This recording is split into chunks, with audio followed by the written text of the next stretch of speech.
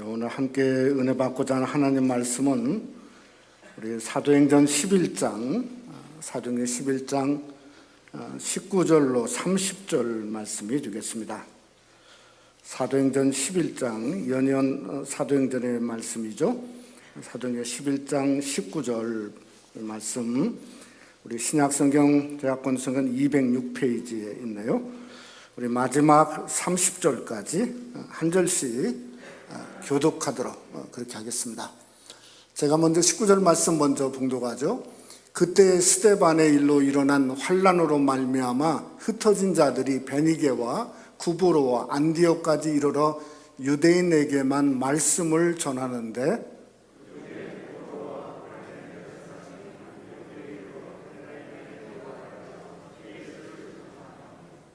주의 손이 그들과 함께 하심에 수많은 사람들이 믿고 주께 돌아오더라.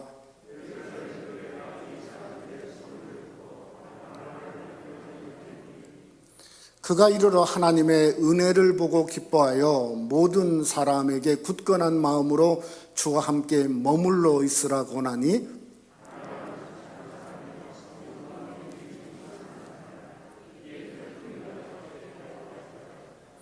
바나바가 사울을 찾으러 다소에 가서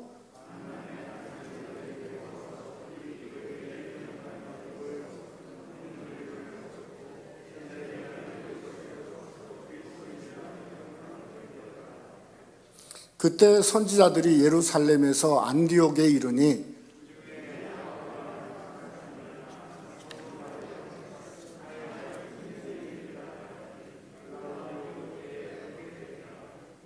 제자들이 각각 그 힘대로 유대에 사는 형제들에게 부조를 보내기를 작정하고 이를 실행하여 바나바와 사울의 손으로 장로들에게 보내니라.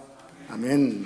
우리 서로 한번 우리 인사 한번 할까요? 우리 반갑습니다. 은혜 많이 받읍시다. 서로 한번 인사 한번 하시죠. 너무 감사합니다. 세계의 3대 심리학자를 들려면 우리가 잘 아는 직문트 프로이드라고 하는 분이 있고, 두 번째는 칼 융이라고 하는 분이 있습니다. 그런데 거기에 더불어서 알프레드 아들러라고 하는 오스트리아의 유명한 심리학자가 있습니다. 근데 요즘에는 그 아들러의 어떤 인디비주얼 사이콜로지, 그러니까 개인 심리학이 참 유명한 가운데 있습니다. 그분의 그 책을 보면 버텨내는 용기, 또 미움받을 용기라고 하는 아주 유명한 책이 있습니다. 아들러의 심리학이 왜 요즘에 유명하냐면 팬데믹으로 세상이 정말 많이 무너진 가운데 있지 않습니까? 근데 정말 더 심각한 것은 인간관계죠. 인간관계가 훨씬 더 어렵고 복잡해지고 사실은 헤어나기 어렵기 때문에 아마 이 개인 심리학에 있어서 아들러의 심리학이 오늘날 다시 한번 유명세를 타고 있는 것 같습니다. 그 아들러의 지론에 의하면 우리 인간이 행복해질 수 없는 이유, 그러니까 행복해야 되는데 행복해질 수 없는 이유 중에 가장 큰 게 뭐냐면 모든 사람에게 인정받으려고 하는 욕구 때문에 있다는 거예요. 진짜 그렇지 않습니까? 모든 사람에게 인정받으려고 하다 보면 그저 그게 자기에게 올무로 다가오는 거죠. 그래서 그분의 그 주창한 개념이 뭐냐면 과제, 분리 개념이에요. 과제. 그러니까 나의 과제가 아니라 상대방의 과제예요. 그러니까 그 사람의 과제는 그 사람의 몫이라는 거예요. 그 과제를 함부로 침범하지 말라는 거예요. 또 함부로 침범하지 말 것만 아니라 무조건 떠안지도 말라는 거예요.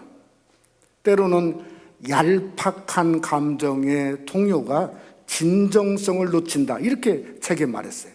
그래서 경계선을 정하는 게 중요하다. 그러면서 하는 말이 결국 자신을 바꿀 수 있는 것은 자신뿐이다 하는 이야기를 그런 그 책에서 하고 있습니다. 제가 이런 얘기를 하는 것은 이 사도행전을 보면서 사도행전을 쓴 누가가 의사였지 않습니까? 근데 저는 이분은 의사이면서도 사이콜로지스트라고 생각해요. 심리학자라고 생각합니다.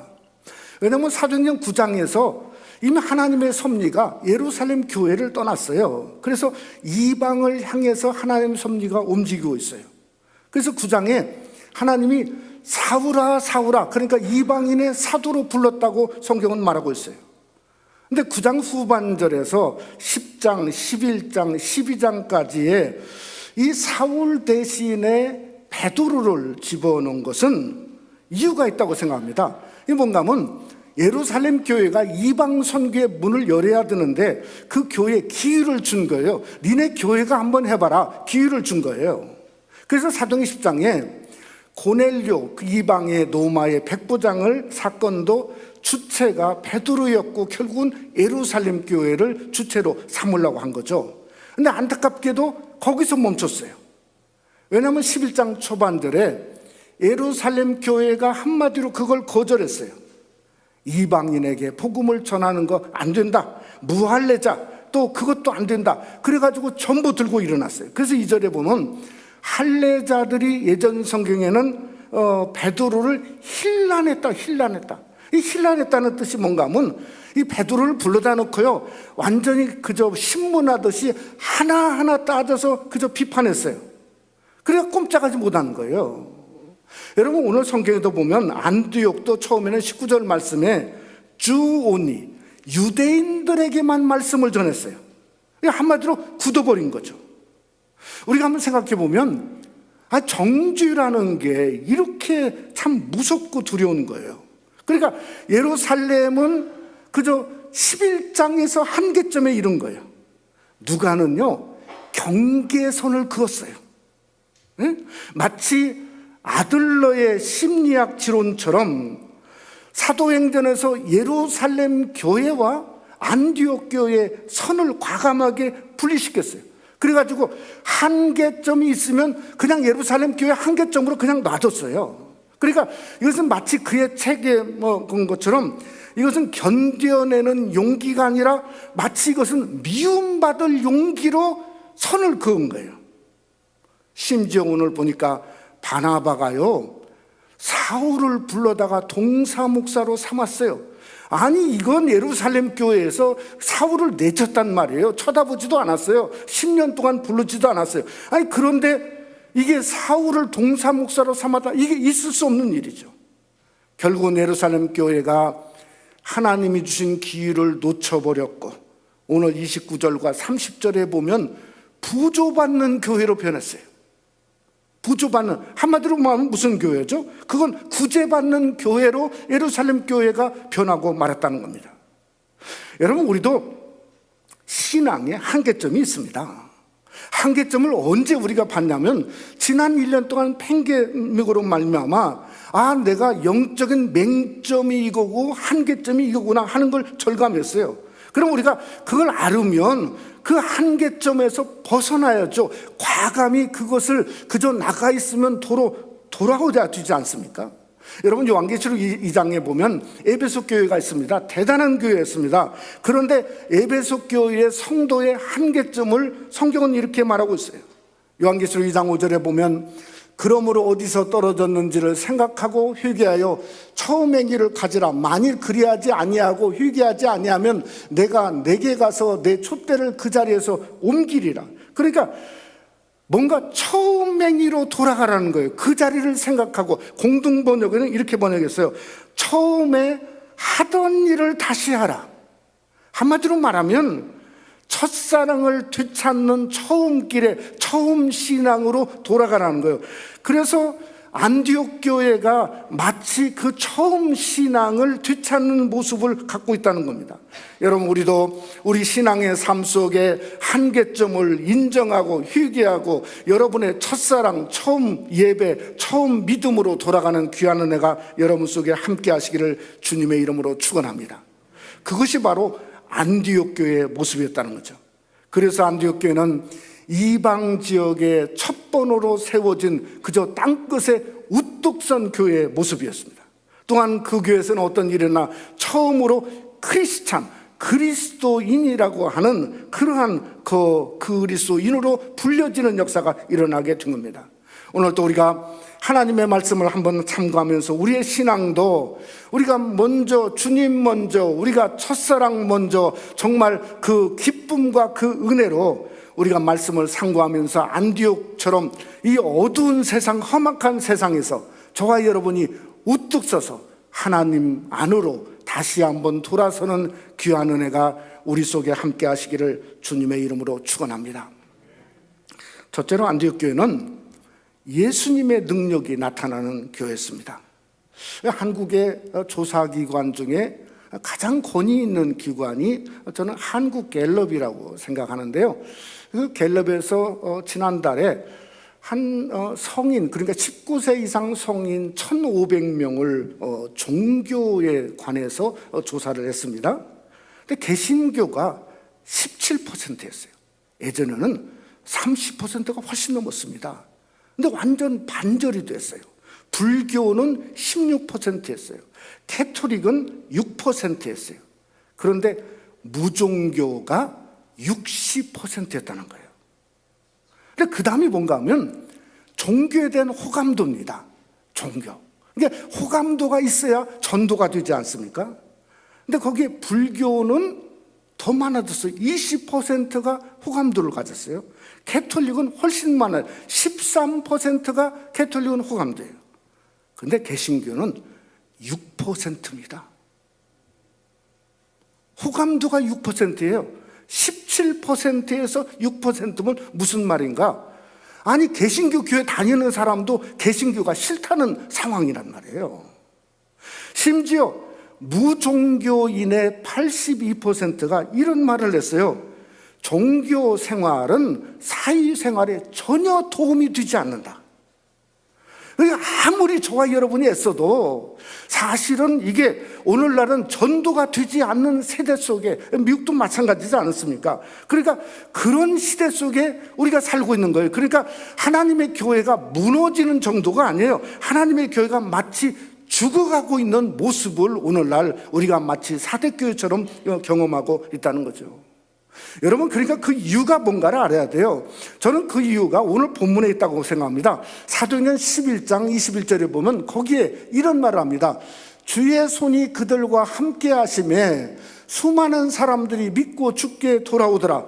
하나님의 교회가 뭐가 사라졌죠? 아니, 예수님의 손이 사라진 거예요.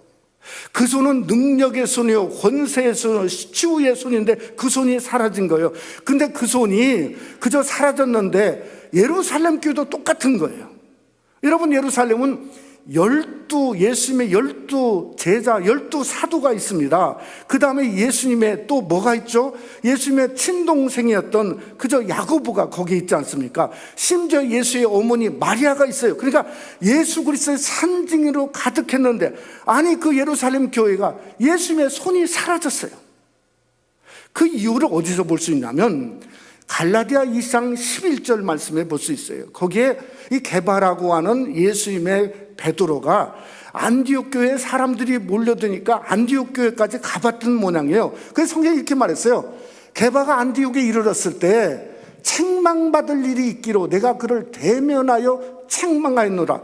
이게 성경을 보면 왜 책망을 했냐면 이게 베드로를 따라서 그저 예루살렘 교회 할례자들도 같이 갔던 모양입니다.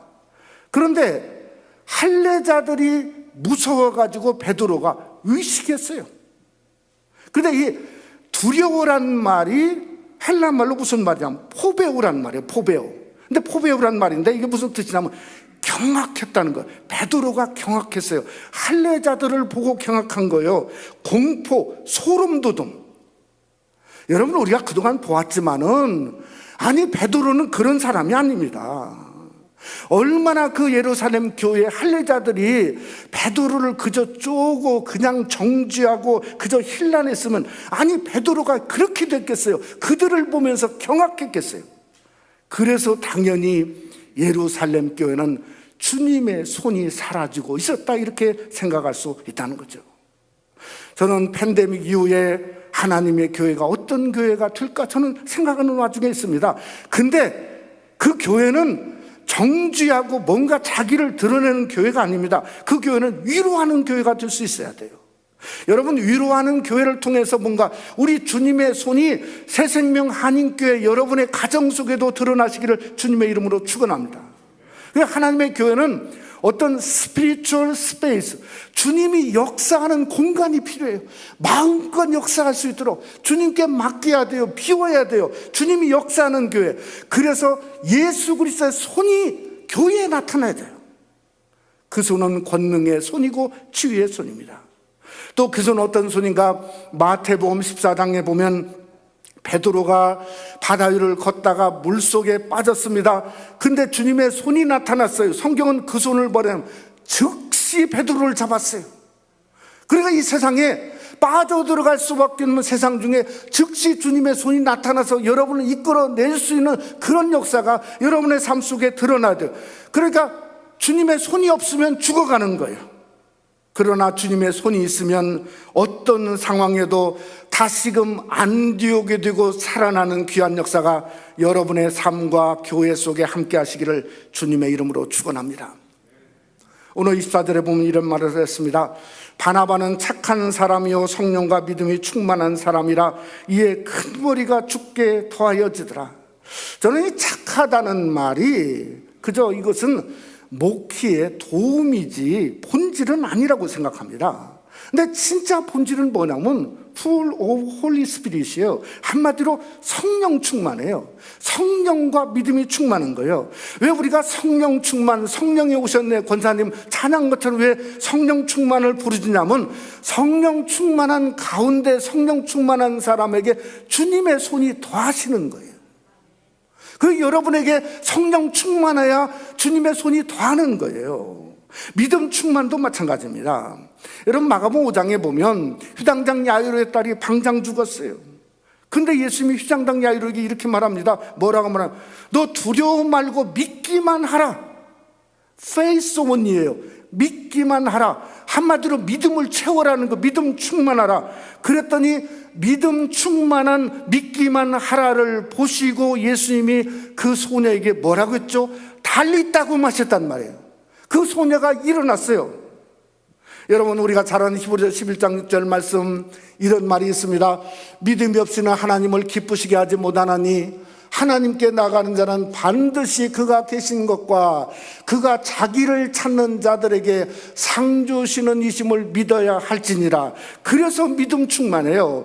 그래서 여러분의 삶 속에 믿음 충만과 상 주심이 여러분의 삶 속에 똑같이 드러나시기를 주님의 이름으로 축원합니다. 오늘 바나바가 안디옥에 가서 교인들에게 23절에 이렇게 말했어요. 이 킹제임스 버전을 제가 해석해 봤더니 이렇게 말했어요. 마음에 작정하고 주께 붙어 있으라. 예전 성경에도 주께 붙어 있으라 이렇게 말했다는 거예요. 그러니까 다른 방법이 없어요. 그 이방 지역에 세워진 처음 교회예요. 주께 붙어 있는 방법밖에 없어요. 오늘날도 세상이 어두우면 어두울수록 저와 여러분 어떻게 되죠? 주님께 붙어있는 방법밖에 없어요. 여러분 요한복음 15장에 가지의 포도나무 가지의 비유를 통해서 뭐죠? 가지가 나무에 붙어있으면 열매를 얻고 붙어있지 아니하면 그저 어떻게 된다고 그랬죠? 그저 뭐하다가 불에 던져 사른단 말이에요.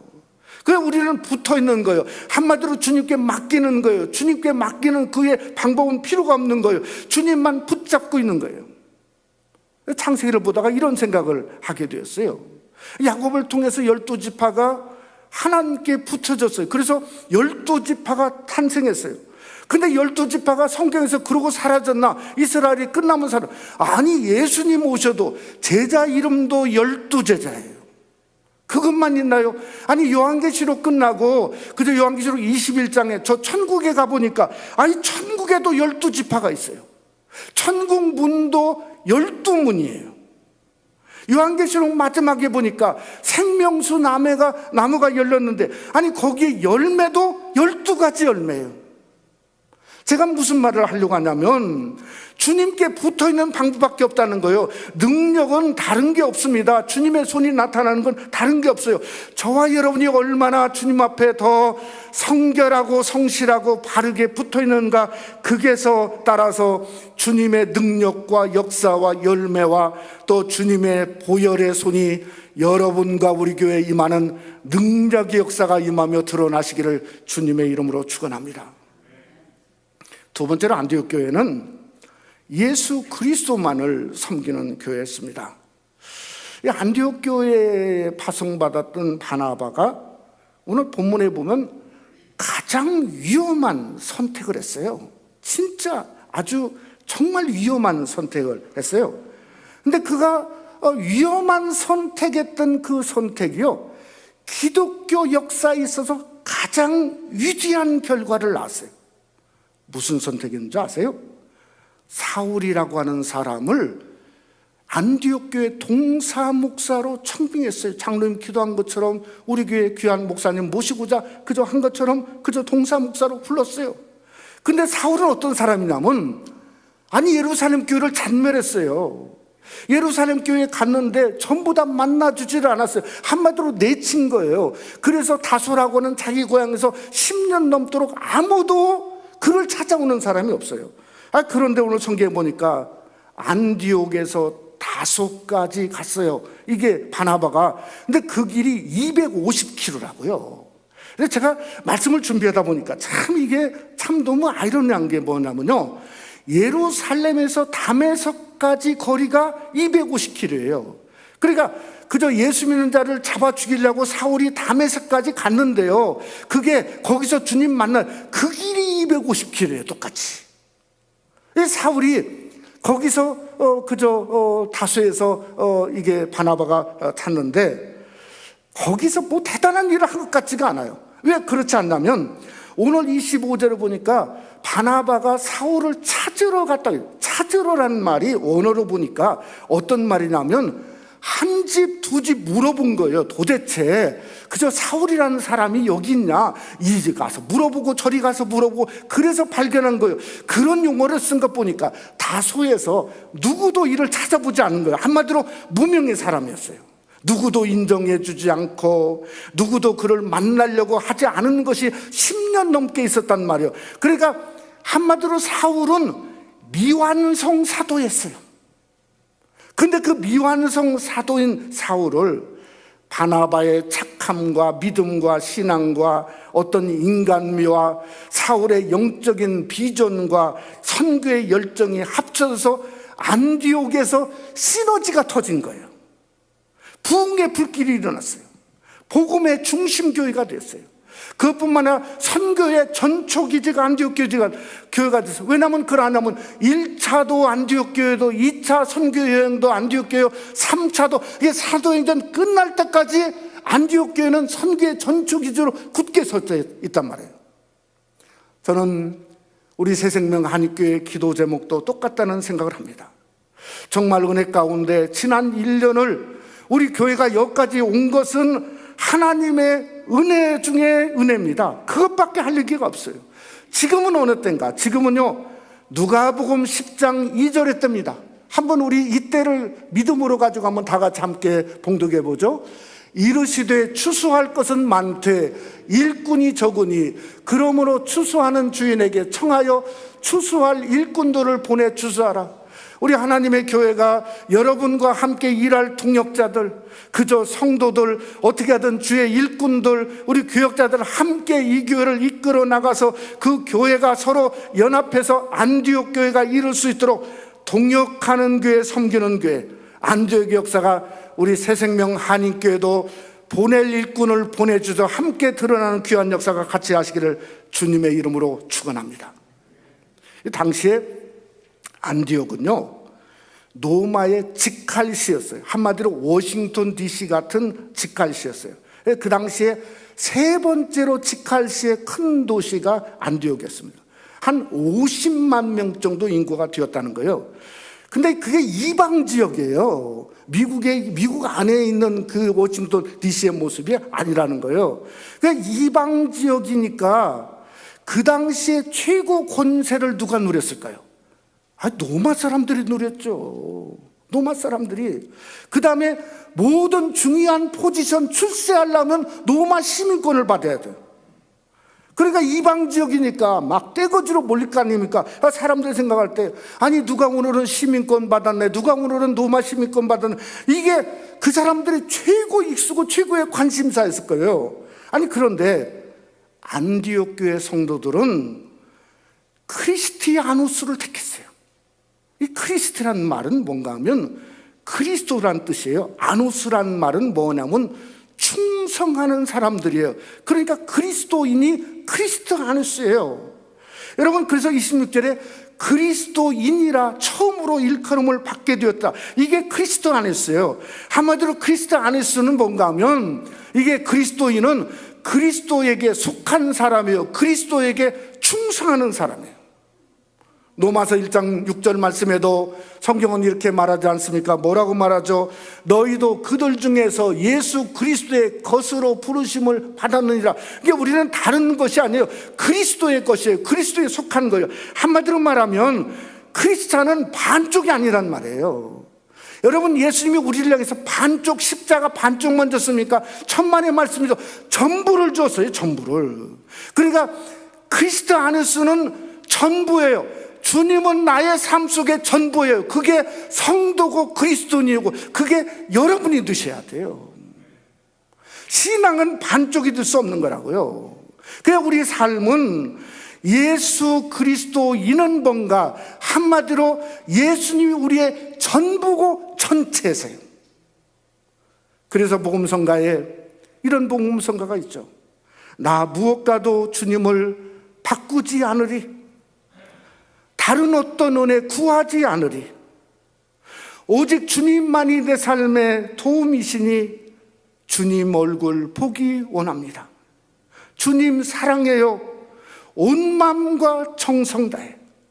사랑하는 성도 여러분, 여러분은 정말 주님을 정말 사랑하기를 원하십니까? 그러면 우리가 잘 아는 그리스도인 크리스찬으로 돌아가야 돼요.